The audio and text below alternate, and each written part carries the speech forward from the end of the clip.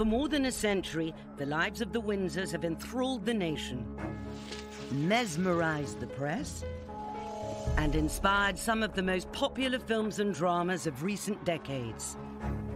But what's fact and what's fiction? There were rumours that not everything was right in the marriage. He was only on extremely loose terms with monogamy. Was the moment when the palace absolutely lost grip of the narrative. In this series, we delve deep into the archives to reveal controversial documents concealed for decades. This is a handwritten note saying, we're going to tap the King's phone. And meet royal insiders who witnessed history firsthand. She steps out and we realise this is a horror story. I'm about 4 feet from the princess. It was the first sign something was wrong. In this episode, we look at the perpetual conflict for the royal family between love and duty. One of the hardest challenges of being royal is marriage. You're not just marrying a person, you're marrying a job. There is this added component, there is this duty thing. After the fairy tale wedding comes a reality which has seen 3 out of 4 of the Queen's children divorced. We were living a lie. The marriage was pretty much dead. The Queen and Prince Philip, however, have reconciled both love and duty. It has been the great royal love story. He calls her cabbage, for goodness sake. 72 years is a very, very long marriage. But what Prince Philip said, I think, is the key, is tolerance. But will the next generation be able to do the same in the pressure cooker of the modern monarchy?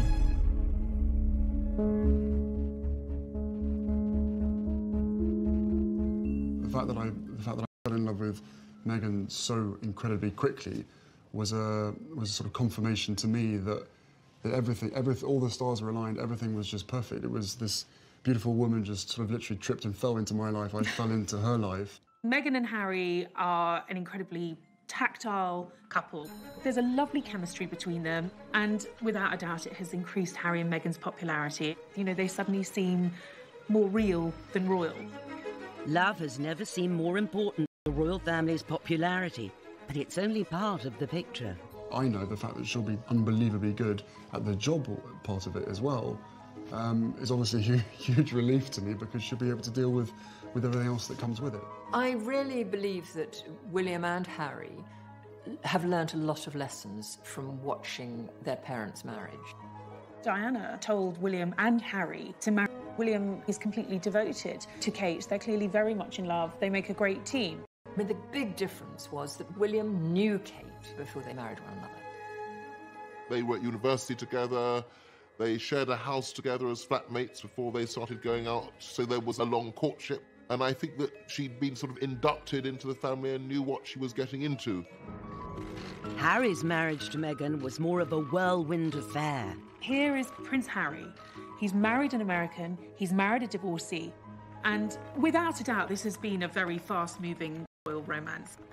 Yes, behind the scenes there were some questions being asked, just to make sure that Harry was sure, because of course, you know, divorce is something that has tainted the House of Windsor.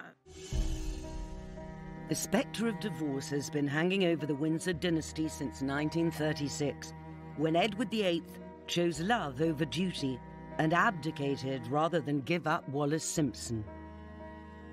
The same loyal welcome, the amazing scenes of enthusiasm that mark him as undoubtedly deserving his well-earned title, the most popular man in the world. Despite his huge crowd appeal, Edward VIII was behind the scenes obsessed by Mrs. Simpson. Wallis Simpson was an American adventuress, in the words of Queen Mary. She absolutely captivated, entranced, bewitched him. Even though Wallis was still married to her second husband, the king was determined to make her his wife. This put him at loggerheads with the Prime Minister, Stanley Baldwin.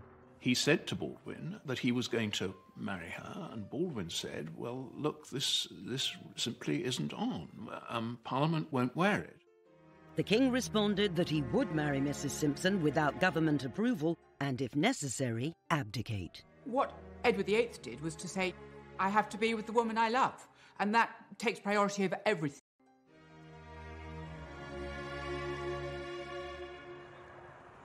Royal biographer Robert Hardman has spent his career examining the decisions the royal family make. His investigations at the National Archives at Kew have uncovered secrets about the abdication kept under wraps for over 80 years. Everyone from the Prime Minister down was extremely worried about the state of the King's mind, which way he was going to go. This is an extraordinary document from a senior Home Office official to the head of the Post Office saying, we're going to tap the King's phone. You will arrange for the interception of telephone communications between Fort Belvedere, certain addresses in London, and the continent of Europe. This is effectively saying, yes, he is, because we feel it's in the national interest. Mrs. Simpson has all sorts of dubious contacts and friendships, not least with German diplomats. The King was known to have met leading members of the British fascist movement. They want to know it all.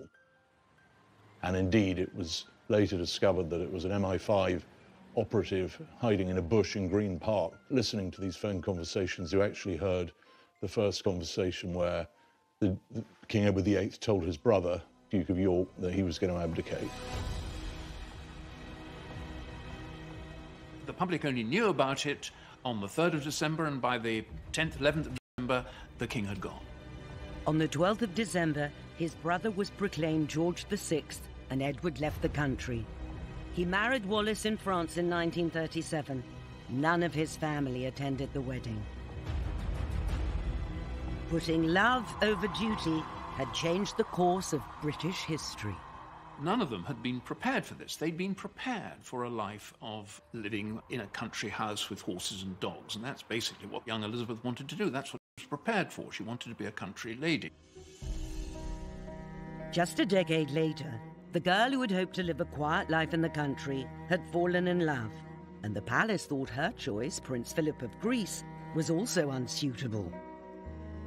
There was this strand of British establishment thinking that he was a slightly dangerous outsider from a foreign royal house. The Greek royal family had been imported from Denmark, and so Prince Philip is not actually Greek at all.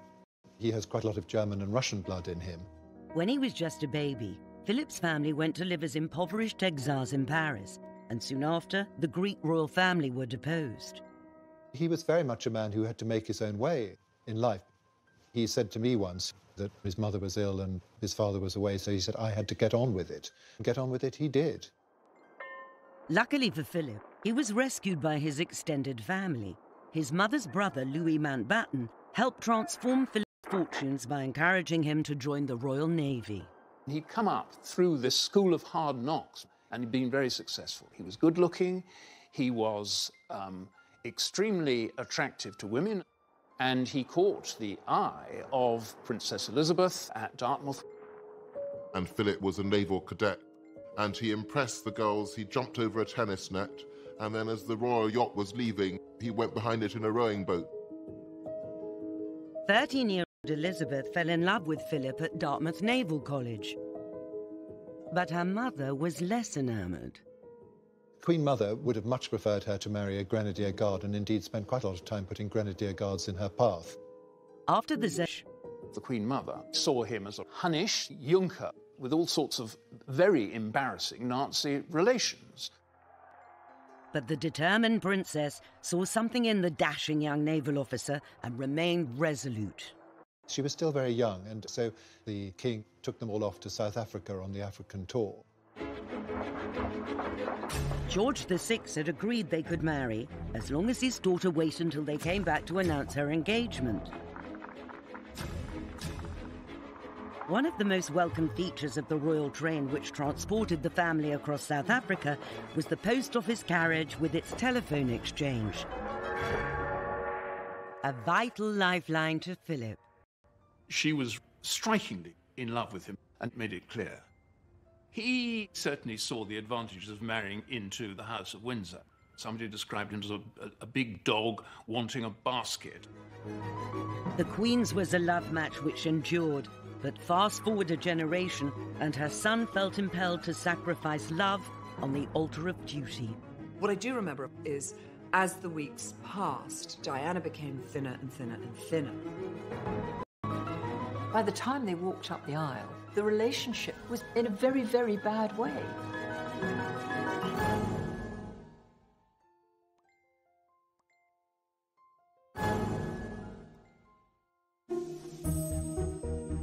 In 1980, Prince Charles was 32, and the pressure was on for him to marry and produce an heir. In a way, it was the last marriage played out by old royal rules, that the Prince of Wales had to find a suitable bride, a young, aristocratic, virgin bride. And of course, Diana Spencer ticked all these boxes. Everybody loved her. She was funny, she was uncomplicated, but the reality was actually rather different. It was the most curious engagement, really. They didn't know one another. Diana was taken out of her lovely flat which she shared with bubbly girls, and she was given a suite of rooms at Buckingham Palace. And the perfect girl Charles thought he was falling in love with was much darker and was much more moody. And by the time they walked up the aisle, the relationship was in a very, very bad way. An interview filmed on the eve of the wedding exposes the state of their relationship. What sort of reactions have you encountered to your marriage? Oh, the most overwhelming and touching reactions as far as we've been concerned. There's your vows. That's the most personal moment. And hardly any sort of eye contact. Is it going to be that for you, even though you know the eyes of the world are watching you at that very important moment? Well, I hope so, yes. I don't know about... People often say, why did Charles not marry Camilla when he had the opportunity? When they first met, when they were young, both were single. But Camilla was in love with Andrew Parker Bowles. Charles, I think, fell very much in love with her. But actually, he didn't ask her to marry him. But I don't know that she would have accepted if he had done. Charles always said that when he married, he would marry with his head and not his heart. And that, I think, was a hangover from the lesson learnt from Edward's abdication. It could not be a passion that swept him away. I suspect they quite quickly found that they weren't ideally suited to each other, but unfortunately the world had fallen in love with her.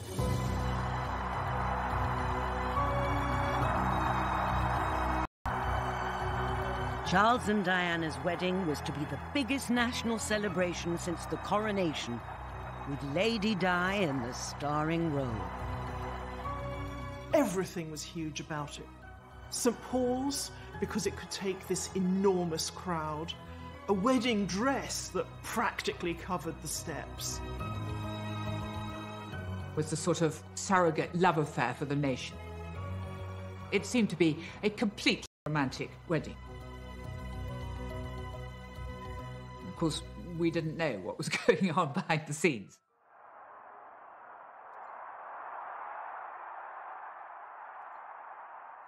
Prince Charles's goddaughter, India Hicks, was one of the 5 bridesmaids and witnessed the feverish speculation surrounding the wedding dress.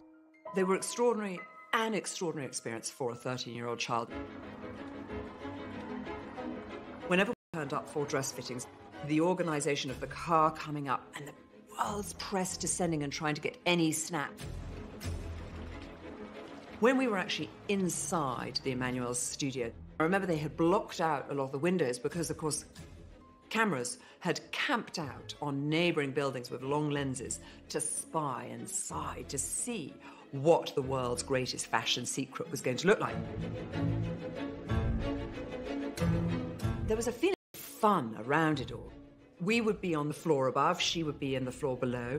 Past, Diana became thinner and thinner and thinner. And they had to take the dress in and in and in.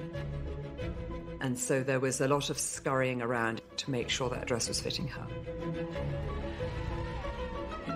You got pretty close to Diana during those times, and there was always this feeling of Diana being the head girl. And we were in awe of her. And looking back, you think, my God, she was 19. She was just a child herself. But as a 13-year-old, I was quite impressed by her. During the dress fittings, this beautiful silk taffeta felt very princessy and very fairy tale-ish. Of course, what no one had tested or anticipated was cramming that amount of fabric in a very small carriage. Her father, herself, her dress and the 25-foot train trot gloriously down the Mall as the world watches. The carriage draws up and the trumpeters are trumpeting the horses, and the atmosphere was sensational and the crowds are going crazy. And the carriage door is opened by the footman and she steps out, and of course the train then begins to unfold itself and we realise this is a horror story. It is just 25 feet of crumpled mess.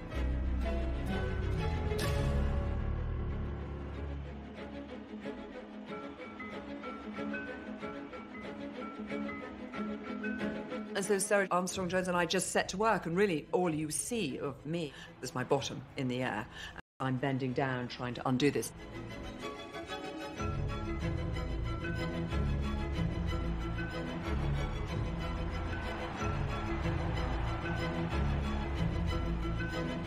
There was a great ball afterwards at Buckingham Palace, and I was so excited. That was going to be my first ball. And after Charles and Diana's wedding, we went home, and I lay down for a moment, just a moment. And I woke up to discover my whole family had gone to the ball, and I had been left alone in the house.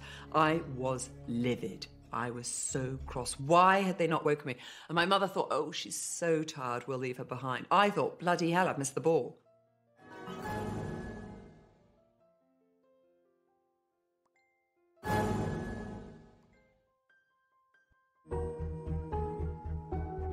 In contrast to the extravagance of Charles and Diana's wedding, when Elizabeth and Philip got married in 1947, people felt that they hadn't had the rewards that they should have got as a result of victory. And all of a sudden, this great event took place, the marriage of the future Queen of England. And it was, as Churchill said, a great flash of colour in a period of grim, grey, dark, gloomy austerity.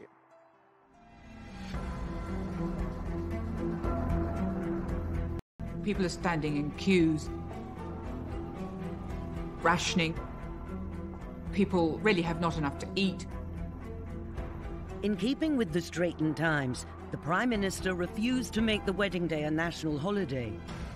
The royals themselves wondered whether a private ceremony out at Windsor, maybe, would be more appropriate.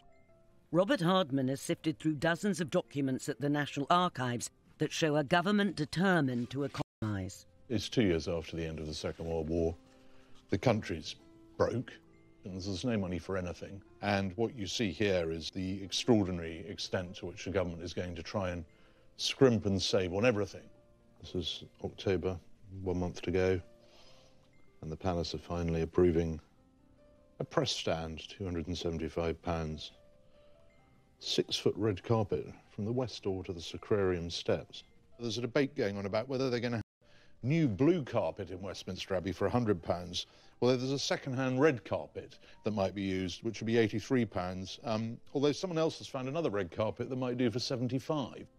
While other couples couldn't afford to get married, there were inevitably concerns about wasting money. Here is a letter of complaint from a branch of the Labour Party saying there can be no undue expense on anything. This has got to be an austerity wedding. Intolerable for any substantial quantity of labour or materials to be diverted. Justified indignation. The British people will be discouraged in the immense efforts that they are making towards our economic recovery if this wedding is made the occasion for displaying a vast inequality of sacrifice. But in the end, the public didn't have the appetite for a wedding done on the cheap, and they wanted to play a part in making it a day to remember. Wedding gifts were sent from all over the world and displayed at St James's Palace. And huge numbers of people turned up to see them. A lot of people abroad thought Britain was starving, so a lot of people sent the princess food. She received something like 500 tins of pineapple. A lady in Brooklyn sent a turkey. She also received 148 pairs of stockings. And a couple of kittens sent by a pair of district nurses. Clydebank Council decided it'd be a good idea to send her a sewing machine. Oh, and Gandhi sent a tree famously, mistook it for a loincloth and complained about the indelicacy. Hundreds of sympathetic women across the country sent in clothing coupons for the wedding dress.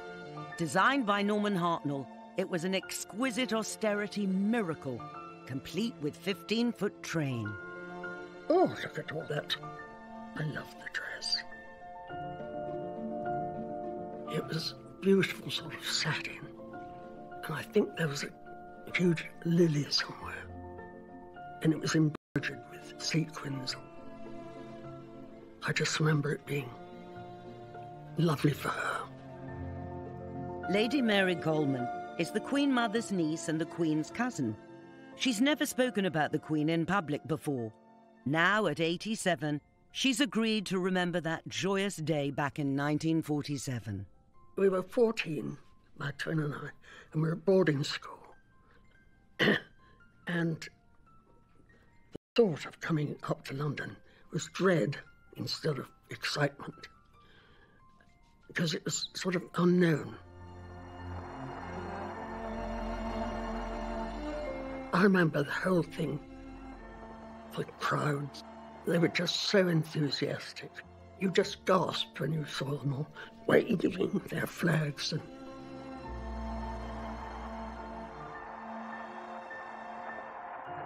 you know, after the war, it was sort of such a break to have some happiness. The ceremony was very touching. The Archbishop said that in many ways this was just like the wedding of an ordinary couple in all the Yorkshire Dales. She looked as if she could almost see heaven. She was really happy. It was wonderful. And he looked happy too. So that's good. I remember being glad that we were there. Following the King and Queen in the procession, Princess Andrew of Greece, the Queen of the Hellenes, and the Boy King of Iraq. The people who couldn't come to the wedding, rather tellingly, were Prince Philip's sisters, because all of his surviving sisters had been married to German nobility who played an active part in the Nazi cause, so they couldn't possibly make an appearance. It was that close to the war.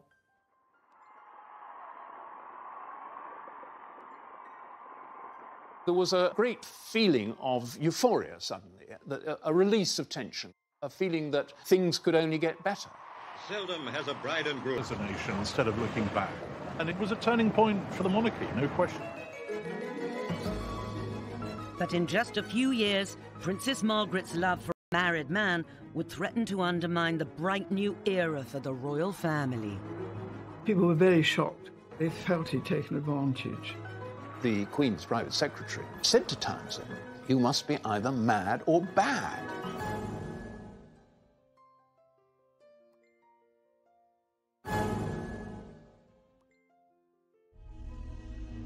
Ken Lennox photographed the royal family for over half a century and took the first grainy photograph of Diana with Charles on the banks of the River Dee in 1980.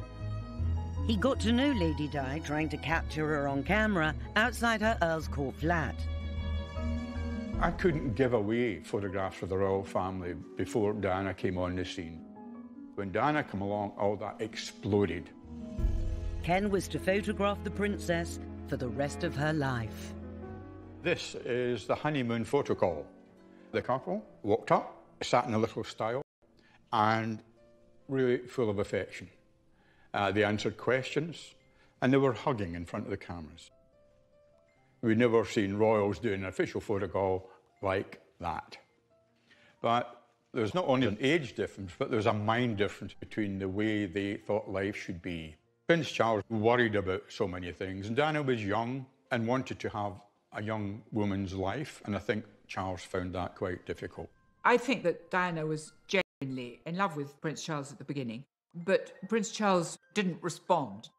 I think they were incompatible characters, was the basic problem. Ken was part of the Royal Press Pack for their first overseas tour of Australia and New Zealand in 1983. Before Diana came on the scene, it was Prince Charles was the most photographable royal. He was action man, and there was choruses of girls crying out for him. I felt sorry for Charles now, because no one wanted to see him. This time, Charles would work one side of the street and Diana the other, and Charles, they would just say to him, "Sir, can you get your wife to come over here?" And from being Mr. Popular to Mr. "Please, can you bring your wife over here?" It was not a happy situation for him.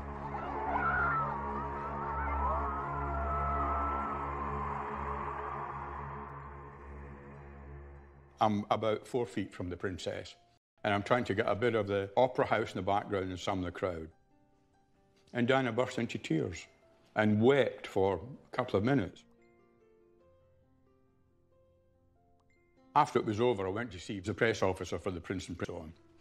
So I just accepted that. Charles, I don't think's noticed at that stage, you know. If he has, typically Prince Charles to look the other way. But it was the first sign of something was wrong. And we then began to see other things happening later on.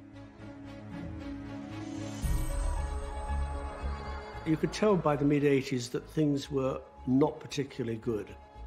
It wasn't hostility, but it was just the sense that everything wasn't right. The idea that there could be actually anything seriously wrong with the marriage was unthinkable. It had to work, and it was our job to make it work, or at least appear to work. Patrick Jeffson was equerry and private secretary to the Princess of Wales for 8 years, with responsibility for her household, and he witnessed the problems that were not yet apparent to the public. As professional royal performers, they were unbeatable. But behind the scenes, it was quite different. They didn't talk to each other. There was the minimum of eye contact. They were short-tempered with each other. Diana, of course, being who she was, enjoyed upstaging her husband. And if she was laughing more, smiling more, it wasn't just because she was happy and smiley, it was also because she knew that it got on his nerves. I remember on one particular occasion in Seville, he was looking one way and she was looking the other way, and he could have driven a double-decker bus between the two of them. Such was the hostility. We went to Glasgow for the Glasgow Garden Festival. Charles and Diana were seen happily together among the crowds, but they had actually arrived quite separately in different aeroplanes. We were living a lie. We were covering up for the fact that the marriage was dead. The pièce de résistance in terms of the ending of the marriage was South Korea. They looked like Mr. and Mrs. Glum. They looked like two people, A, who didn't want to be in each other's company, and B, who didn't particularly want to be in South Korea. It says just how bad it had got that divorce, even Queen Elizabeth, looked like the solution, not the problem. The Queen intervening to say enough is enough, the time has come to divorce, was really giving closure to something that was going to happen at some point in the near future. The idea of the Queen ordering her son to divorce would have been unthinkable in a previous era. In the early 1950s, the possibility that her sister might wed a married palace equerry with children led to a crisis that ended with the princess giving up the man she loved. I remember Peter Townsend was very good looking. He was a war hero. The king adored him. He was very romantic because every evening they all went riding off into the sunset.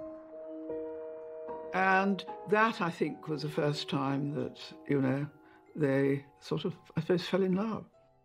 Lady Glenconner has known the royal family her whole life.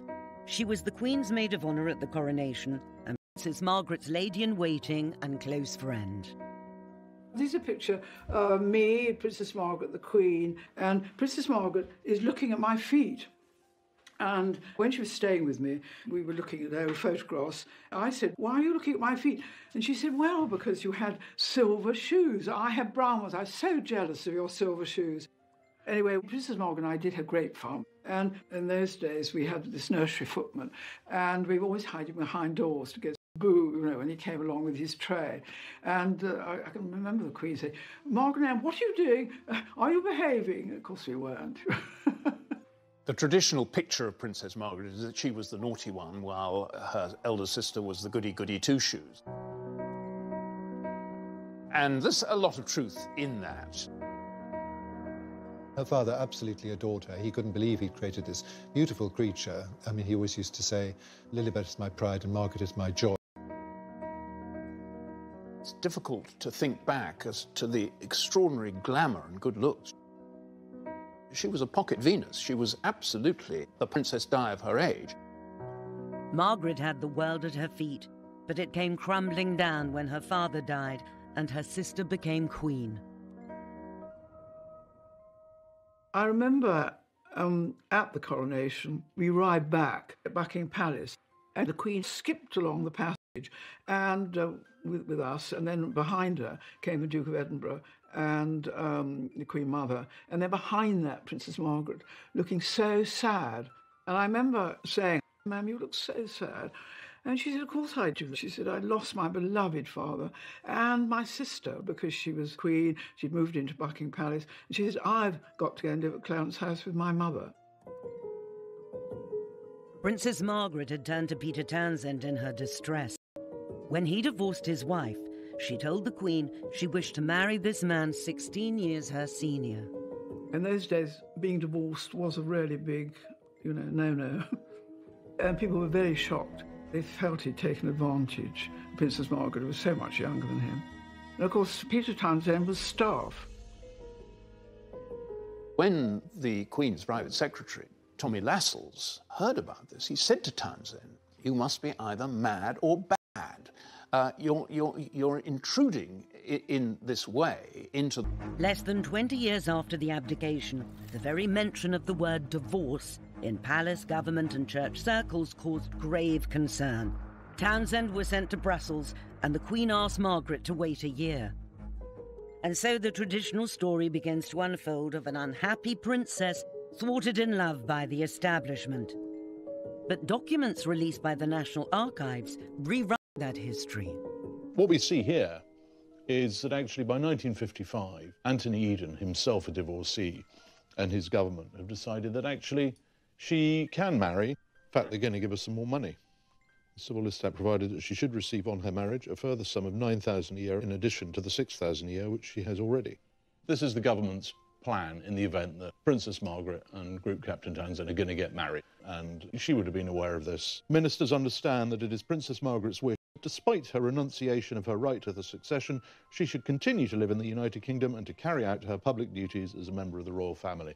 So what they're saying is, we're happy with her carrying on being royal, we're happy with her staying in the country, we're happy with this marriage. The one thing that will have to change is that she herself cannot be queen, and nor can her children.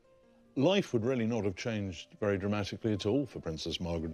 But what we do know from other correspondence in this file, including a remarkable letter from the princess herself, is that it wasn't a sort of crazy love affair by this stage. This is the princess writing to the Prime Minister. It's a very honest letter.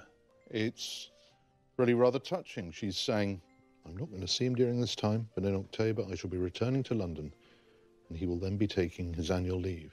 And only really then can I make up my mind." She says here, "It's only by seeing him in this way that I feel I can properly decide whether I can marry him or not." I think inevitably here's a young woman who was initially head over heels in love with this man, but possibly after all this time now, having had all these people poring over her relationship, maybe it's started to rub off. Maybe she's started to think, you know what, I'll think again.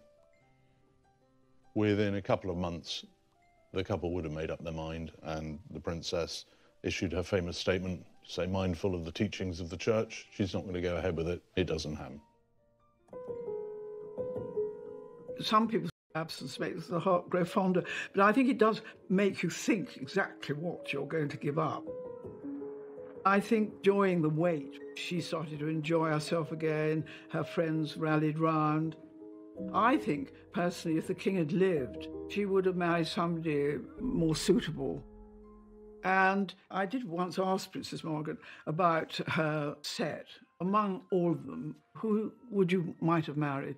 And she said Sonny Bamford, more suitable. She would have had a palace, of course. The demands of the crown would not only pit sister against sister, but husband against wife. He wasn't even allowed to call his children by his own name. He became emasculated. Really sounds as though it threw him into something like a depression.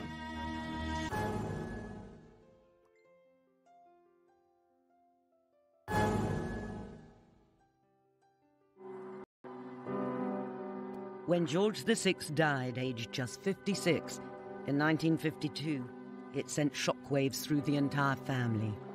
Not only did Princess Elizabeth take on the heavy responsibility of the crown, but her husband had to give up the career he loved. This posed a massive strain on the Queen's marriage to Prince Philip, because Prince Philip imagined, with good reason, that he was going to have a good career in the Navy.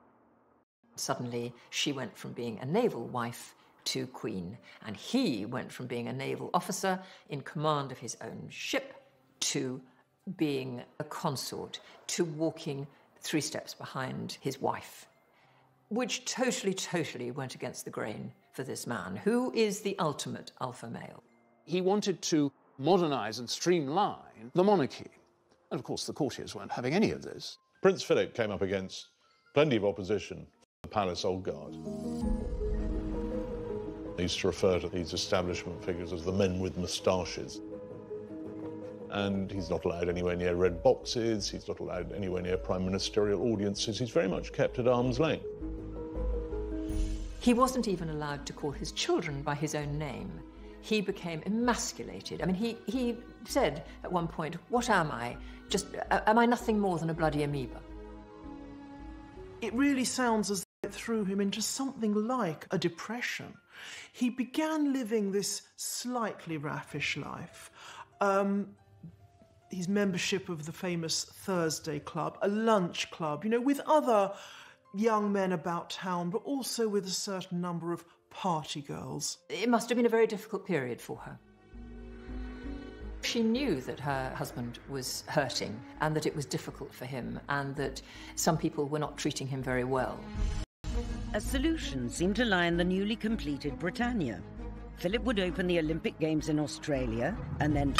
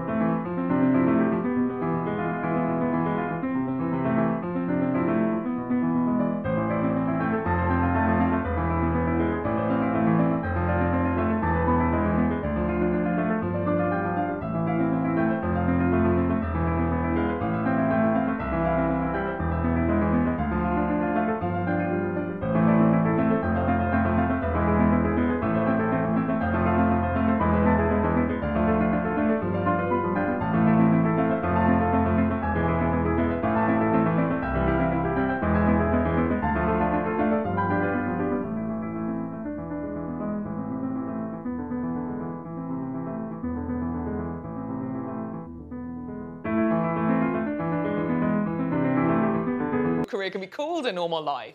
I think they're massively in love, and I think together they are a very powerful couple. I think they both realise that they have this public position. It's global. And I've been told by aides that they want to change the world.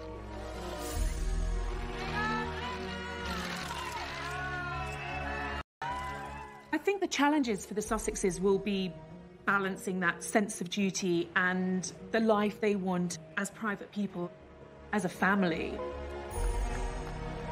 Like the Queen, both William and Harry have chosen partners who are their equals.